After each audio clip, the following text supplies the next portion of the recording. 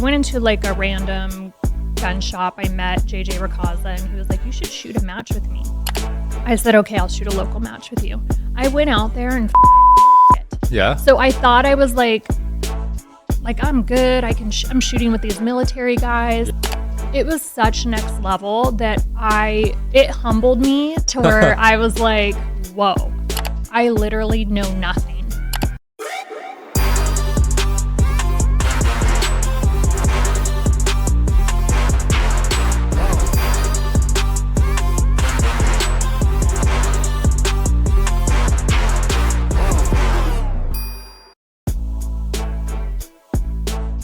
Ladies and gentlemen, we are back on the Digital Social Hour. Very special guest today, professional model, pistol shooter, and podcast host, Jaime Villamor. How's it going? Good. How are you? Good. Your studio is amazing. Can't complain. Yeah, it's beautiful. Yeah, Probably one of the best I've seen. In Vegas, for sure. Yeah. Yeah, I filmed at like 7 studios in Vegas, but I like this one the most. What was your favorite before this? Probably either Sticky Paws or Mediographer. Okay, yeah, John's awesome. Yeah, you film at Sticky Paws, I do, right? yeah. Yeah, I was watching some of your episodes. Very interesting show. Yeah. Dating Intelligence. Talk to me about how that sort of happened, that podcast. So I actually met Christopher Lewis in the modeling space, I want to say like 9 years ago. Mm-hmm. So I was modeling for a tennis brand and he was a professional tennis player. He had his own brand at that time. So that's how we linked. He started a show, got a hold of me and was like, hey, do you want to be a guest co-host? Mm-hmm. And I was like, maybe let me like check out your show and what you have going. So was a guest on his show and I'm like, yeah, I can do this like once or twice a month. So, but yeah, now just kind of like in a transition phase and we'll see. We have like, I think what makes the show good is we're opposites. So his values are different than mine. So we have a difference of opinion a lot. So I think it's good. Yeah, you have very, very unique values. You got married at 18, 2 kids by 21. Was that by design or did it sort of just happen? No, I think it just happened for me. Like during that time and space, like where I was. Like I met my husband at the time. We were together for 6 months, got married. We had a good run. We were together for 11 years. Nice. And when I married him, his daughter was, I want to say 8 months. So she's pretty much mine. And so there's 3 girls. Oh, so he was 18 also, or was he older? No, he was older than me. He was about 5 years older than me. Got it. Yeah. Wow. So. Yeah, I don't think I'd be responsible enough to pull that off at that age. Yeah. Props to you. It's crazy because I didn't, like part of me wanted to have kids at a young age. So when we're in kindergarten, they're like, what do you want to be when you grow up? So like during that time, I always wanted to be a mom. So people are like, oh, I want to be a doctor. I want to be a teacher. So I always knew that I wanted to be a mom. And then when life happens, like in our teenage years, I was like, oh, this is probably not in the cards for me. Right. But yeah, I could have never imagined, you know what I mean? That's what would have played out for me. But like now looking back, I'm so grateful. Like it's the best thing that could have ever happened for me. Really? 100%. Wow. It's made me such, I think, gosh, I've learned so much from my kids. Like you're supposed to grow up and we're like the teachers and we're supposed to guide. But I feel like just being a mom at a young age, they were able to pour so much into me and teach me so many life lessons. Interesting. Yeah. Yeah, because usually people these days, I feel like, are waiting till like 30 now. Yeah. Would I recommend it? Absolutely not. Like I look at my daughter now and I'm like, wow, at your age, I was taking care of 3 kids and she's in nursing school. Like she'll graduate next year with a bachelor's in nursing, but it's amazing to see the different spaces that they're in. And all 3 of them are so successful. So. Amazing. Another thing that impressed me a lot was you're completely sober. Yes. You live in Vegas and you've never done a single. Never. That's actually insane. So define like I a get hard, I've never done I've never done anything like that. And then growing up where it was like readily available to us constantly, it's been something that I've always kind of prided myself on. Both my brothers are my youngest brother's a recovering addict. So Yeah, both my parents did growing up. Like we're in my industry, we're around it all the time. So were your parents models as well? No. Oh, they weren't? No, my dad was a firefighter and my mom was a nurse, and that's how they met. So my dad was burnt pretty bad in a car fire. And my mom cared for him in the hospital. They met each other and started their own business. Wow. And to this day, it's still like very successful here. Dang. They kind of parted ways. And my younger brother, he did a little time in the penitentiary, got out. He's been sober for over 10 years, and he runs a business. Amazing. What type of business is it? It's construction. Okay. Yeah. It's always those old school businesses that you don't hear about on social media, but they low-key it. Yeah. And then it's funny because I pull into parking lots and I analyze everything because I grew up like with my dad helping him in his business, like stripe parking lots and lines and bumper blocks. And so, yeah, I'm able, like, I know where all the fire hydrants are because it's like a blue reflector. And so it's funny the things that you pick up on that nobody knows. Yeah. That's cool you were exposed to entrepreneurship at a young age. Because that happened to me too. And I think it really, benefited me to see that side of the world. What did your parents do? So they had 9-to-5s, but on the side, my dad sold books on Amazon and eBay. Oh. And this was like 15 years ago. And I saw how happy it made him. So I think subconsciously it sort of like took me down that entrepreneur path. Yeah, I think it's so important for kids to find like a niche and something that they're good at and teach them to create. I think I think the school district is the biggest. I'm not like a huge fan. Yeah. I agree. I mean, it just kind of teaches you to sort of blend in. And when you kind of want to escape, they don't like that. We can't like I say, let's color outside the lines. Like there are no rules. Like we can create our own path, but it limits kids into thinking that they have to do everything a certain way, and we don't. Right. Yeah, I just wish it was more personalized instead of just here's what you're learning. Like it should be personalized to each student, like about what they want to learn almost. Right. Yeah. Like that would be cool because I thought I hated learning, but I actually love learning. I love learning too. Like even now, I like your guest. I wanted to pop in here and I had so many questions for him because it's exciting to learn new things. Yeah, especially health stuff. I'm all about that. 100%. Me too. I get so excited. Yeah. But people think that they're like, wow, you're weird. Like, yeah, it's like, oh, you're healthy? That's weird. Yeah. And I feel like I'm not like extremely healthy because I guess my vice is like Baskin Robbins. So as much as I say that I'm healthy and eat clean and it's like to an extent, right? Right. Because everyone knows me at like Baskin Robbins. Even though I know that the drink has carrageenan in it and it's awful for my gut, I'm still ice cream's tough to give up. Yeah, it's I don't so think I hard. could give up ice cream. Right? I mean, but I feel like I'm doing, 8 things right, so I can have that. Yeah. So as a model, you must be on a strict diet. I'm not. Oh, you're not? No. Really? Yeah. I thought they have to eat like barely any calories. Okay, so growing up, like I was probably like always the fat model. So now it's, and I hate saying it, but it's the truth. So I was probably like the bigger one. I had like a little more curves than a lot of the girls. I wasn't as tall as a lot of the models. So if I listened to what everyone else said, I would never have propelled like I did in my career. Wow. So I was like too short, I was too thick, and all these things are wrong with you. But it was something that I feel like it's something that found me. Like I didn't really chase that, but it's something that always presented itself to me. So I was able to take it and find different avenues, if that makes sense. So at first you were getting a lot of negative feedback and denials. Was that tough on you mentally? I mean, any model hears hundreds of no's before we get a yes. Right. So we're constantly told no, dismissed, or picked apart. So it's been like such a blessing for me, like in business, because I think a lot of people are like told no or fail and they stop.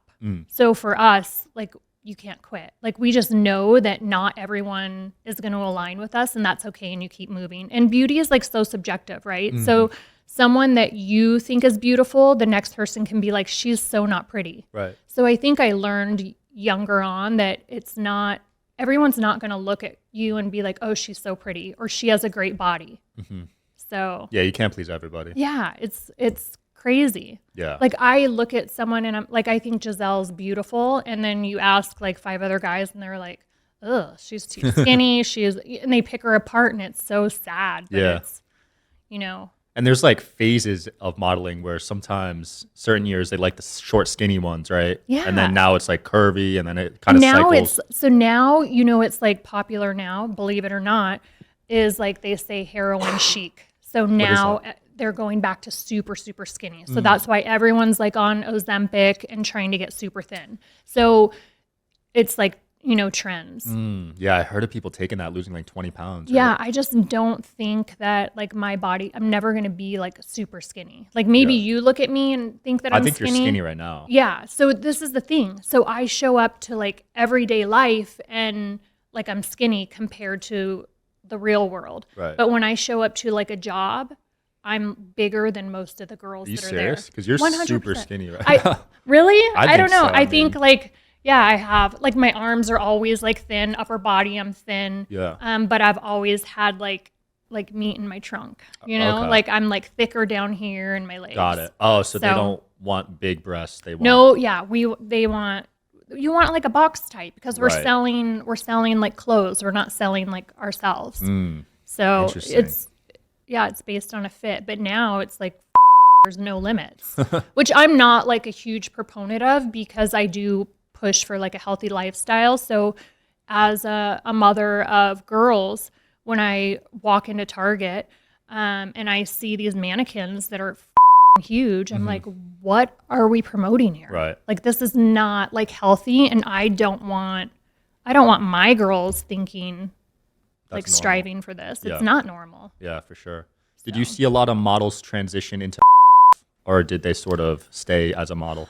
Yeah, I did. Oh, you did? I did. Because the money was better, right? Yeah, these girls are bringing in like $100K a month. It's insane. Even the guys. I have a friend of mine, a male model, and he showed me. He literally logged in his account and he's making like 40,000. Wait, there's guys making money on OnlyFans? 40,000 a month, which is like. And then I'm like, yeah, but like, are you getting naked? Like, what are you showing? He doesn't even get naked. Oh, wow. Yeah, so I'm like.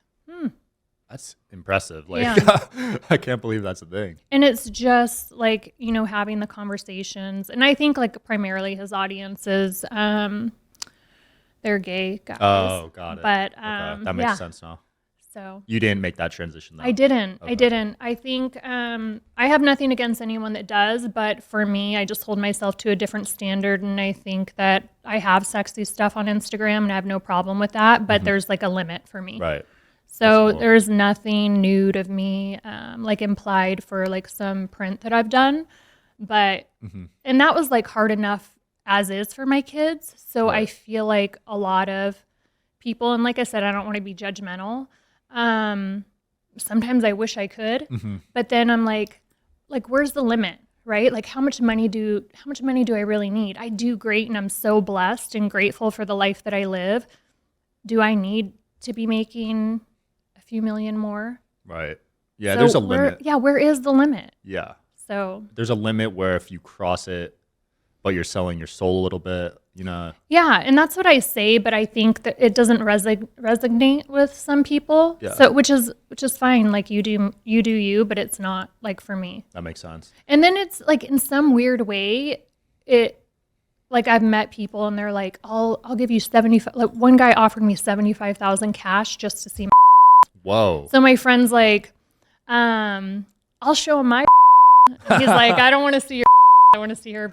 But it's like, I can't. That's a lot. I know. Oh. But then looking back, sometimes I'm like, why am I like this? Am I being dumb? Like, why don't I just show him my. Everyone has. But I think there's always been like that part of me, like that little fire in me that like, no, you don't get to see that. Like that's for like my partner or like my husband someday. You're married, right? I'm not married. Oh, you're not? Okay. No. Got it. Yeah. Man, I'm in a relationship, but not Okay. married. Yeah. that's good. So. How do you move up the ranks in modeling? Is it like, I know cover models are important, right? Stacking those up. Is that kind of how you move up? Yeah, covers are always good, but I really feel like what I learned in modeling is the relationships. So that's what's really important. And you're always going to have like the jobs that want to party with the girls, or they want girls like that. And those are the brands and the companies that don't really align with me, because I'm kind of the girl that goes to work and I go back to my room and I want to read or like work out or do things like that. I'm not going to be the one that's going to go out and party with you and drink. So I've lost jobs because of that. But I've also built like a lot of respect in the industry, so they know what they're going to get when I show up. Like, I'm going to be on time. Like, I may not be the skinniest, I may not be the prettiest, but no one's going to outwork me. Right. So you know that when you give me a call time, like, I'm going to be on time. Like, I'm not going to be tired. I'm not going to be hungover. So I feel like that's what's really propelled my career and why I've lasted so long in the industry. Yeah, because the average model probably doesn't last more than 5 years, I'd assume. 27, you're donezo. At 27? Like back in, I would say like 20 years ago when like the supermodels were like a thing, or I don't know, like in the 80s when we had like all the supermodels, like it was Cindy Crawford, Claudia Schiffer. It's not like that anymore. Like, I miss that, and I wish our industry was geared more towards that, because it was such a fun time. But I understand too, like we evolve, things change. Yeah. But yeah. I want to talk about this crazy transition into pistol shooting. Yeah. Because model to pistol shooting, that's like insane. I'm telling you, like, modeling has opened the doors for so many, like, it's just presented so many opportunities for me, from like travel to like even competitive shooting. Like, I would have never been exposed to that world if it wasn't for modeling. Right. Which I hate and I love in the same sense, right? So like, I don't want to bite the hand that feeds me, because it's provided so much opportunity for myself and my family. But there's like a side of the industry that I'm not like a fan of, and I don't really like fit in. That's the side I see on social media, the dark side of modeling. Yeah. Yeah. A lot of manipulation and money. Yeah. Which I feel like I just can't be like bought or bribed. Like, it's great. Yeah. Someone else is going to take it, but it's not going to be me. Yeah. So how exactly did that happen? Did someone see you on a cover and invite you to a shooting event or something? Okay, so I cast for a show in Australia. So my agent had come to me and they were like, "Hey, they're doing a show and we want you to audition for it." And I'm not about like the acting world at all. Not like a huge fan of like reality show. I don't even watch TV. So I'm like, "Well, tell me a little bit about the show." So she told me about like the weapons training, and so I was like, ooh, and I'm super competitive by nature, love sports. And I was like, well, let me look at it. And I said no in the beginning. And then it presented itself again. She said, they're going to be in Vegas. Just go to the casting. So I went to the casting, and then I ended up like making it. And then along the lines, it was like, you're going to get to train with like the special forces and military. So I was just like all about the new skill. Started training with like a lot of those guys, the Israeli special forces. I got to train with some of those guys. Wow. And then I found out that like during that time, it's crazy because you have like the military side of shooting, right? And that type of training. And then the competitive shooting, which most people don't know about. Like, I knew nothing about competitive shooting. I didn't even know it was a sport. Like, it's an Olympic sport. So I went into like a random gun shop. I met JJ Rakaza, and he was like, "You should shoot a match with me." And I was thinking, like, a lot of the military guys that I was training with at that time, like, I hear them and I listen, and they kind of make fun of the competitive shooters. Like, if you've ever seen like someone like shoot like a stage or a match, like, I get it. Like, they're like, you look silly. You look ridiculous. How did they shoot? Like, it's just like they're running around like shooting stuff. And, is that what Keanu Reeves did? Yes, at Terran's. Yes, I saw that video. Yes, so Terran has a range, and that's what they do. They shoot steel, you shoot cardboard, whatever.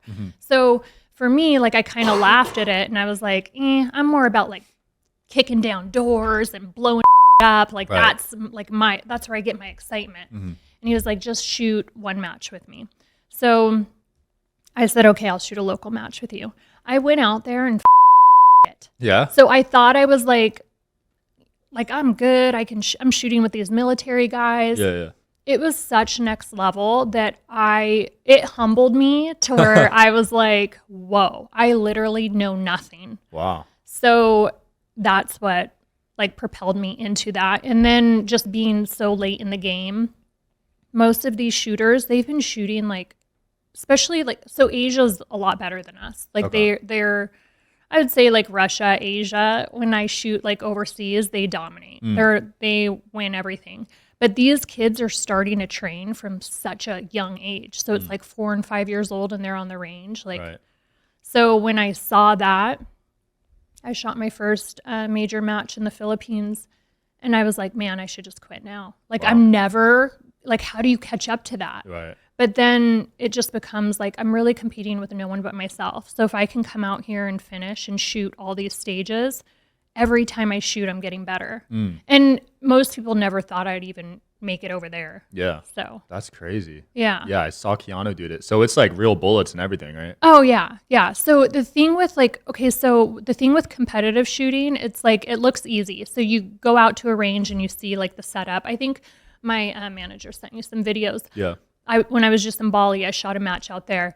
So it looks simple, but then you put someone behind you with a timer and then other people following you through this obstacle course.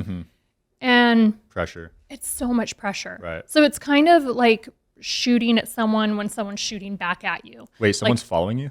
Yeah, they follow you with, they're not shooting at me, but they follow you with like a timer. Oh, and, got it. And you have to make sure that, like if I'm shooting this way, like my pistol, like my barrel can't break the 180. Oh. So at any, like, so we're doing reloads. I have to run back. Right. And your pistol has to remain like 'Cause- downrange at all times for Got it, safety for reasons. safety. So it's just like all these things. And when you really break it down and think about it, I'm like, man, every time we come out here, like someone could die, I was thinking that, yeah. you know? Because even the recoil, right? I mean, the recoil's not going to kill you, but I shoot 40s, so my recoil is a lot more than someone who's shooting 9, Got it. like a 9 But do the millimeter. bullets kind of ricochet sometimes? or- Sometimes they do off Yeah. the steel. Like people have been like accidentally like on the range. Oh, damn. So yeah, which typically if the steel and the range is upkept properly, I mean, accidents can happen anywhere, right? Yeah. So I'm not trying to detour anyone from the sport by any means, but I mean, we get in our car every day and you could get in an accident and That's die. true. So, I mean, I was shooting, it's so crazy. I was shooting a match in Thailand and it happened to rain and one of their mosquitoes were like ridiculous. It was so crazy. Someone got bit by a mosquito Yeah. and died. What? He got, yes, From a mosquito? from a mosquito. He got dengue, like Oh my God. that virus. So I'm like, not safe anywhere. That's terrible. So when you think of it in that sense, you're Yeah. like, Wow. but so the mo- sometimes I do. I'm out there shooting and I'm like, like we all have like loaded weapons on us. Yeah. It's like hundreds of people at any point in time. Someone could. could just go Yeah. crazy. Yeah. The Right. money must be insane then for the risk to be. Yeah. So that's the thing. I think it's we're not getting paid like what the NBA is paying Yeah. or that. But yeah, I don't know if you could really make a living off of it. Like Oh, so it's not that good. yeah, like endorsement deals and your sponsorship deals they can be lucrative, but I think, I mean, the best shooter in the world is like Eric Graffel, and he's based out of Paris. And I think JJ Racaza is definitely the top. He's in Florida, but I mean, we're not bringing in Damn. I guess because it's like newer, right? multi-millions. It's like pickleball, almost kind of a newer. Oh my God, pickleball! Like, what is up with that? I played. It's actually kind of fun. Do you love it? I don't love it, but it's It's fun. cool? I mean, if you're with your friends, 2-on-2, Yeah. it's definitely competitive. I have to try it. Yeah. I wouldn't So- like go all out on it. It's more Okay. of just like a weekend activity. Like, do you have like a There's like a legit- $250 rackets. Yeah, do you have a legit or does it No, matter? no, it definitely matters. Like you Okay. can put spin on it if you have a nice racket. Okay. Because so I need bought to the get- Walmart one at first and they destroyed me, so I Okay. had to. So I say the same with like our pistols. Yeah. Like if you want to go shoot average, go get a Glock. They're not to say that there aren't people that can't shoot, great with a Glock, but in my conceal carry is the Glock, so I'm not hating on Glock. But if you want like something next level, like yeah. Oh, so you can use different guns at the competition? Yeah, like- so there's different yeah, you shoot like standard or open. Like I shoot iron sights, so some people shoot with like a red dot. Right. I like Wouldn't to that torture. be way easier? It is easier. So I like to torture myself, and I want to shoot iron sights and 40. Okay. So make it a little difficult. So yeah, I like when you see someone shoot before me that's like shooting an open gun, they're running through a stage and they're like da da da da da da, and then I get up and I'm like da da. That's funny. Da da, because it takes me a little longer to like pick up my sight when I'm shooting at distance. Wow. And I hate it, but I love it because it's definitely instilled like a level of discipline. Nice. Yeah. I got to ask this question because when I was researching you on Google, Yeah. did you know someone made an AI chatbot of you? No. What That's what does that funny. even mean? So there's an AI chatbot. If you Google your name, it's on the first page. Okay. Someone made an AI that basically talks as if they're you. Okay. So they compiled all your posts on social media, put it into an AI, and the guy's obsessed with you so much, I guess, that he wants to feel like he's talking to you. So he made a bot for other people to talk to it. So do other people talk to it? And Yeah, there's a whole Reddit thread. There's like tons of people like talking to you. So you got crazy. some fanboys. Yeah. Yeah. I was like, damn, I've never seen that before. Yeah. Huh. You might have to reach out to the guy who made it. Yeah. How do you find him? I mean, don't I'm know. sure we It can was on find Reddit. him, right? Yeah, we could probably find him. Yeah. Damn. I mean, there's like a ton of like fake accounts. And then I get like the messages like, I've been giving you money for a year. And Ooh, I'm like, wait, you have not been giving me money. sugar daddy. Or yeah, I've sent you thousands of dollars in iTunes cards. I'm like, iTunes cards? If you want to send anything, send me like Baskin Robbins. Who still uses iTunes? Yeah, I don't know. What the I don't heck? know, I used but- that when I was like 10. Right? Yeah. Well, I guess, yeah, that was like a thing. Everyone, I don't know. Yeah. So, Well, what's next for you? I saw you just came back from Bali. That looks sick. yeah, we had an incredible time in Bali. I was there probably like 3 weeks too long. Did you get sick? Okay, I want to know why. Why do you ask that? Everyone that goes there gets sick. Everyone in my group got sick except for me. Wow. Yeah. From the water. I think it's from the water, and Yeah. they were set on, like, I brushed my teeth with the water. Yeah. And usually I'm like a weirdo, like I'll use the bottled water, Mm-hmm. but I don't drink, well, I only drink water and coffee. So, but I didn't drink the coffee there unless I used like bottled water to make my Right. own coffee. So that could be it. Yeah, it could have been the coffee then. Maybe they use tap water in it. They probably do. Yeah. But I don't drink soda, so there was no ice, nothing like that. But everyone in my group got Right. Could have been the ice too. got sick. Like they call it Bali gut. Yeah, that's why I'm scared to go there because Really? you get sick for a week when you get it, right? It's like Yeah. it doesn't go like away. they could not get out of bed. They're throwing Oh, up, man. nauseous. Like, Yeah. and I was like, yeah, I think I have like a gut of steel. Wow. Because even my girlfriend that was staying with me, she would brush her teeth with bottled water, and I'm like lazy, and I'm like, yeah, it's fine. Damn. But when I get back from anywhere like that, I always do like a parasite cleanse. Yeah, that makes So. sense. Well, anything you want to promote or close off with? No, I think your studio is amazing. Thank you so much for having me, and yeah. Yeah, thanks for coming on, Jamie. It was a fun episode. Yeah, cool. Thanks for watching, guys. I'll see you next time. Peace.